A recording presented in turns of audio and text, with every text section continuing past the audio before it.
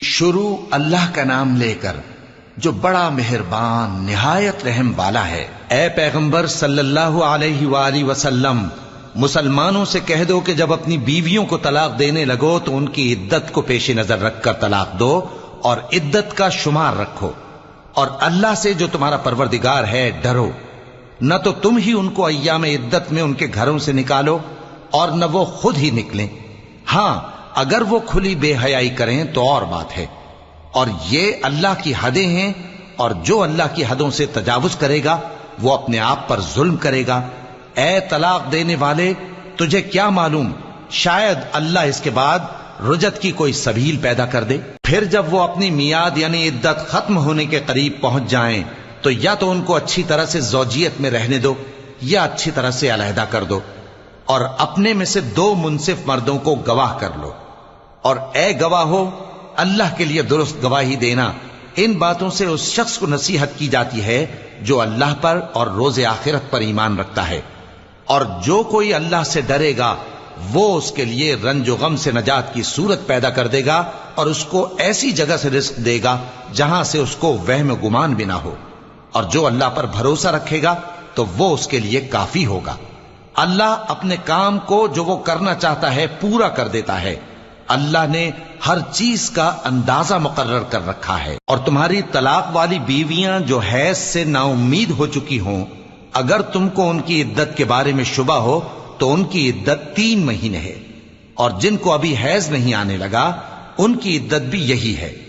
اور حمل والی عورتوں کی عدت وضع حمل یعنی بچہ جننے تک ہے،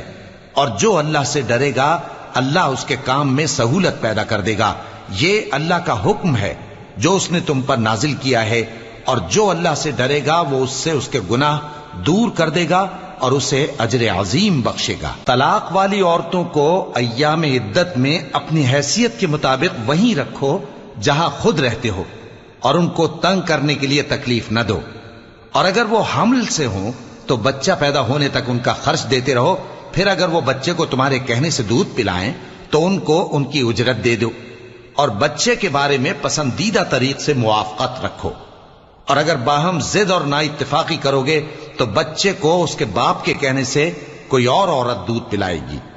صاحب وسعت کو اپنی وسعت کے مطابق خرچ کرنا چاہیے، اور جس کے رزق میں تنگی ہو جتنا اللہ نے اس کو دیا ہے وہ اس کے موافق خرچ کرے۔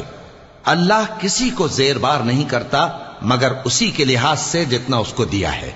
اور اللہ ان قریب تنگی کے بعد آسانی کر دے گا۔ اور بہت سی بستیوں کے رہنے والوں نے اپنے پروردگار اور اس کے پیغمبروں کے احکام سے سرکشی کی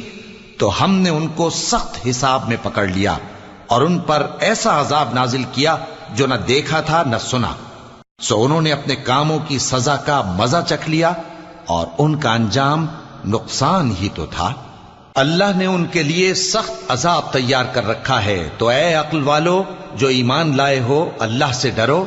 اللہ نے تمہارے پاس نصیحت بھیج دی ہے، یعنی ایسے پیغمبر جو تمہارے سامنے اللہ کی واضح آیتیں پڑھتے ہیں تاکہ جو لوگ ایمان لائے اور عمل نیک کرتے رہے ہیں ان کو اندھیروں سے نکال کر روشنی میں لے آئیں، اور جو اللہ پر ایمان لائے گا اور عمل نیک کرے گا وہ ان کو جنتوں میں داخل کرے گا جن کے نیچے نہریں بہ رہی ہیں،